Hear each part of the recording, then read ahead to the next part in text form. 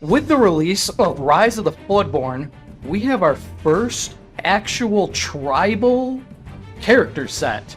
Snow White and the Seven Dwarfs allows you to actually build a full-on tribal deck where you use really only Snow White and the Seven Dwarfs characters. You can sprinkle in to make it more competitive some other cards, but in this video, I'm going to talk just about the dwarfs and Snow White and the Evil Queen and the other characters. Welcome, Rebels. This video is meant to really teach you the mechanics behind the dwarves and Snow White. There's really two different styles of gameplay when playing with the dwarfs. There is heavy attack and aggressive, or there's lure your opponent to death and swarm the deck or swarm the board with dwarfs. There's also, 13 cards of the 19 Snow White and the Seven Dwarf cards that are represented in the game that are amber cards. So if you are going about building a tribal deck, you're going to need to start with the ink color amber. Then there are a few other ink colors that have a splash of Seven Dwarf type cards here or there. Let's get into those first to determine whether or not you would actually want to put them in with the Seven Dwarfs. So to start, there is one card in Ruby. The one card in Ruby is the Poisoned Apple. This is a card that I actually have been playing a little bit more recently.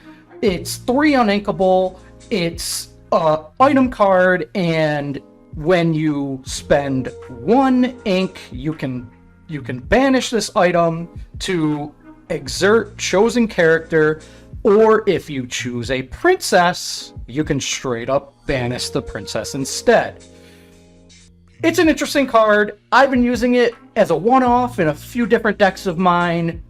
I don't think it's a card that you really want to pair in your Snow White tribal deck, so we're gonna just set off to the side.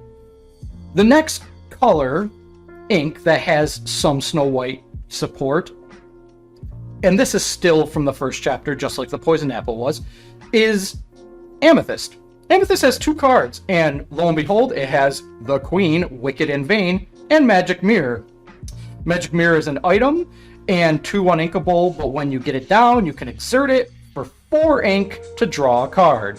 It is draw support. It's not the greatest draw support, and I don't really, again, think it fits that great in the decks, so off to the side with that. The Queen herself also is draw support because you can exert her to draw a card. She is 5 inkable, a little bit more usable, but if you're gonna pair another ink color within the Snow White and the Seven Dwarfs amber style, you're probably gonna want to pair it with something that is a bit more usable than just the Queen on her own. So moving on, now we get into set 2, and set 2, there's 1 card in Emerald, and it is again the Queen. This time it's her disguised peddler version.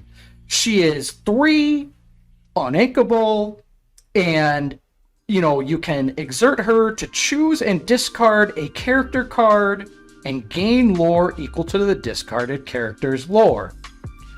She is usable, I will say, inside of the Snow White and the Seven Dwarfs because you can choose and discard a dwarf to gain all that lore that the dwarfs have. Quite a few of the dwarfs are 2 to 3 lore. It would be a quick way to just immediately burn and turn 3 lore for a win condition. However, it being the only Emerald card that supports a Snow White tribal, not sure if it's the card that you want to run. It also is a super rare, so it's a little bit harder to pull, a little bit pricier to buy. It's kind of up to you. This isn't a terrible choice, just not one that I'm doing. The next color would be Steel. And so this is the last color that's not amber. Sapphire has no Snow White and the Seven Dwarfs tribal support. You can run Sapphire with it. Just know that technically it wouldn't be a tribal deck if you do run Sapphire with it because there's no Snow White and the Seven Dwarfs support in there. When talking about Steel, you've got the Evil Queen's Wicked Henchman here, the Huntsman, Reluctant Enforcer. Now, the Huntsman, be it he's very weak, he does lore for 2, and whenever this character quests, you get to draw a card and choose to discard a card. So, he can help you get the exact cards you want in your hand, he is somewhat useful, he's only a 2 cost, he's inkable, and hey, 2 lore, that's pretty solid. So if you notice, I'm going to tell you right off the bat, Steel is the one that I personally will use with my tribal deck. The Prince, well, the Prince is one of those really, really nice bodyguard type cards. He also has resist +1, so realistically, your opponent's going to have to deal 4 damage to you just to injure you, to banish you in one go. If they have to attack with multiple characters, now that's a big win. The Prince also does lore for 2, and you are going to want to be questing the Prince because his attack's only 1 anyways, so you're going to want to be questing him to get that lore and put him into the bodyguard mode. So realistically, these Steel cards are really where you want to go if you're looking at going into a Snow White tribal deck. Let's move on to the Amber cards now and the real core of it.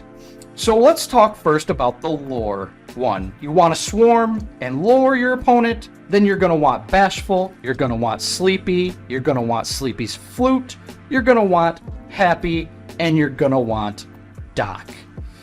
These are really the main core for the dwarfs when it comes to lore.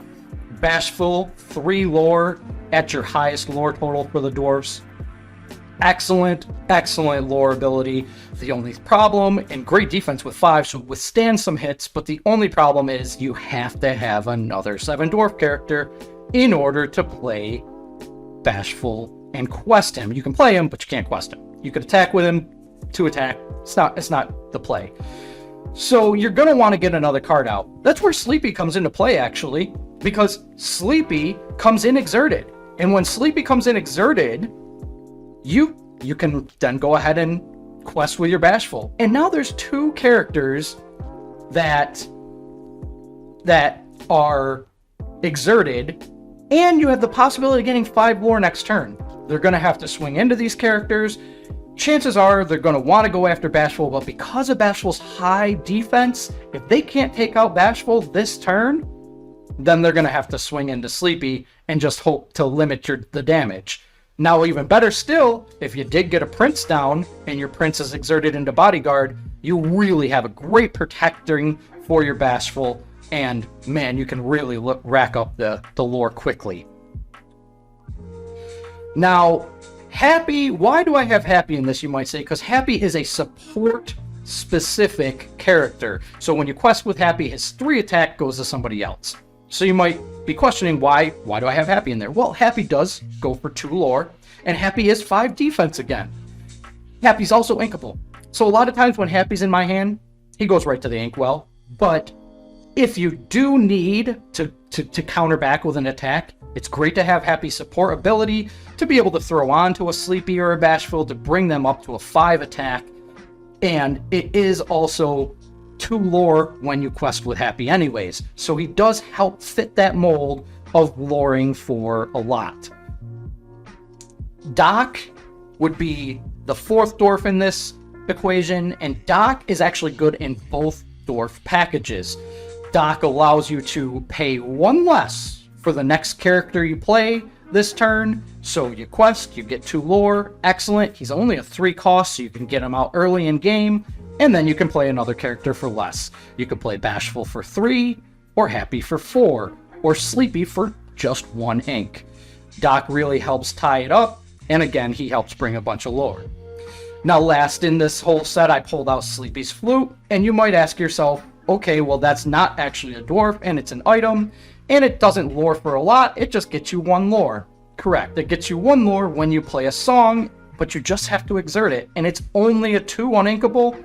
It is worth getting one of these in play, so that when you do play your songs, sing your songs, you will be able to gain 1 lore. The song that goes the best in this deck does not make it a tribal deck because, you know, if we're running Steel, you might want to throw a Whole New World in, or you might want to throw Grab Your Swords in, or you might even want to throw the 0 to Hero card in. That helps lower cost as well.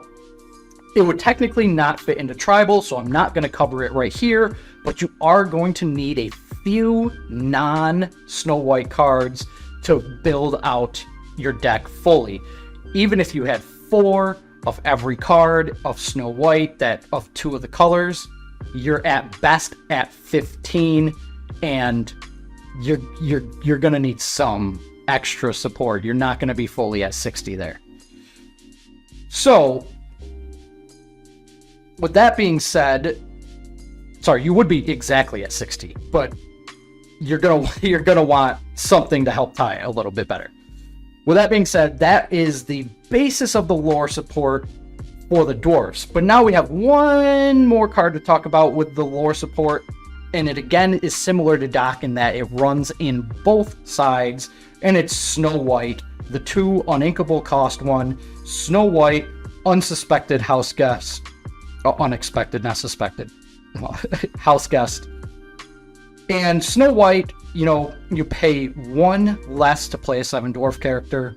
So she works in both rounds of the dwarves in that you can get your dwarves out for much cheaper. She only gets 1 lore and she's only a 1 attack. You don't really even want to quest her. You want her to sit out there and just let you continue to put your dwarves out for cheap. So with that being said, now I'm going to go ahead and move on to the next dwarf package here.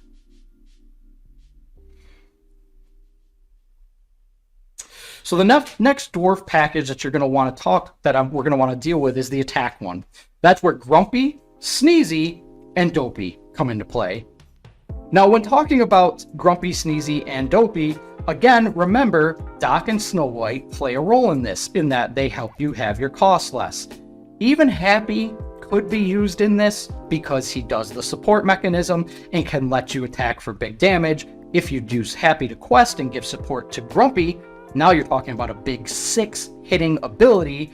If Grumpy's on and Happy's down, you can actually end up giving all your dwarfs 1 extra from Grumpy, support as well for Happy, and you can give 4 to someone like Doc, Dopey, or even bring Sneezy up to a 5 and let them hit for big damage. So those guys, remember to keep their in part of this. We just discussed Grumpy's ability to give you 1 additional attack for all of your characters. Sneezy, when Sneezy comes out, he lets you choose 1 character and minus away 1 attack of them. Let's say you chose the Huntsman. If the opposing person had a Huntsman, he would now be a 0 attack.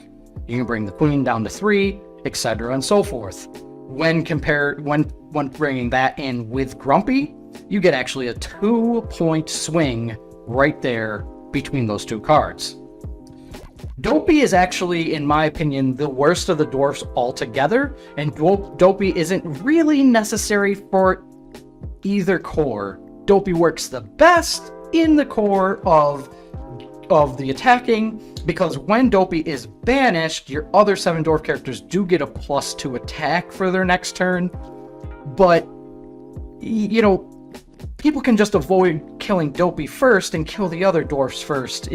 So it's not the greatest, and he only lures for 1. He's not a major threat out there with 2 attack. So he's not the greatest fit into any of the dwarf mantra here. And if it was, you know, my choice, I wouldn't include him at all. And this is where I say, sure, you could get exactly to 60 cards, but you're probably going to want to put a few other cards in to really tie your deck together. Dopey's one of those cards I would recommend taking out. And if you don't run pure tribal, I would recommend taking Dopey out. So with that being said, now we're going to move on to some more cards that are great in both sets, but really we're talking about these cards when it refers to the attacking portion. And who are we talking about now? We are talking about the Queen. There are 2 Amber Queens that we got in this set, and the 2 Amber Queens are this first one, the Queen Regal Monarch, and the Queen Commanding Presence.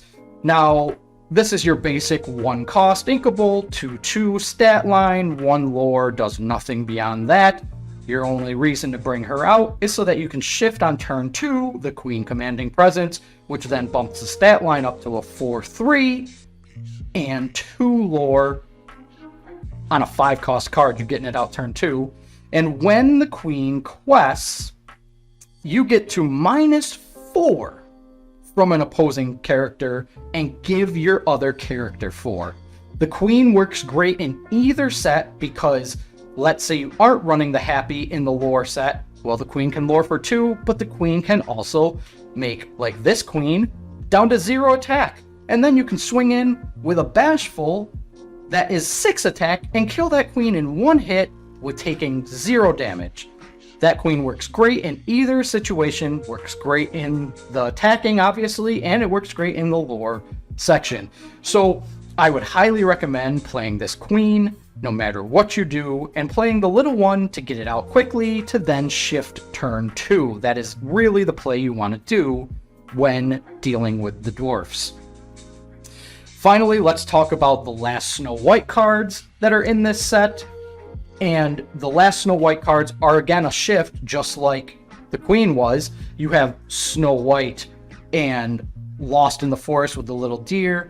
This Snow White, 2 cost, 1 lore. I won't hurt you. When you play this character, you may remove up to 2 damage from a chosen character. Gives you a little bit of healing, worth putting in a deck. But then the legendary Snow White is really where it comes into play. You can shift on turn 4, or for a cost 4, you then bump up to 2 lore. Your stats get a little bit of a bump to a 3/5. And whenever this character quests, you may return a character card from your discard to your hand. That lets you pull back out your dwarfs, your queen, whatever you need in the moment, your bodyguard prince if you're running it with steel. Whatever is needed in that moment, you can pull it right back out of your discard and put it to use. Especially if you're running it in the lore deck, where you have things like Snow White, you can pull her back out and boom, right away, once she's in play, you're getting less cost. Grumpy, pull him out, boom, second he's in play, you're getting +1 attack. Sneezy, boom, once he goes into play, you're doing the -1. So the bodyguard, boom, put him in play, put him into bodyguard so that you are protecting.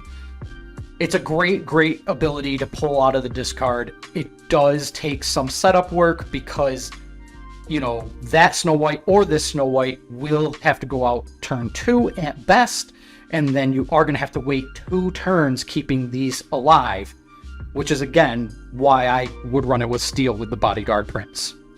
So this is all 19 cards of the Snow White faction inside of Disney Lorcana. I'm interested to see what you recommend playing. If you do run completely tribal, what is the color you choose? If you are running completely tribal, then it has to be either Amethyst or Steel to get you up to the 15 cards to make it be 60.